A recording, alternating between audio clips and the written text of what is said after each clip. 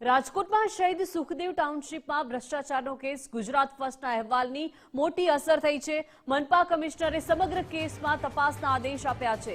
સરળતાથી ટાઇલ્સ ઉખડી જતી હોવાનો વિડીયો સામે આવ્યો હતો અને વર્ષ 2022માં આ આવાસ બનાવવામાં આવ્યા હતા। પણ હું આપને કહું કે ડીએલપીનો પીરિયડ પણ એ કામમાં પતી ગયો છે। અમારી પ્રાઇમરી માહિતી મુજબ એ કામ પતાઈ ગયું, દેવાઈ ગયો। પછી ડીએલપી જે ડિફેક્ટ લાયબિલિટી પીરિયડ આવે એ પણ પૂર્ણ થઈ ગયો।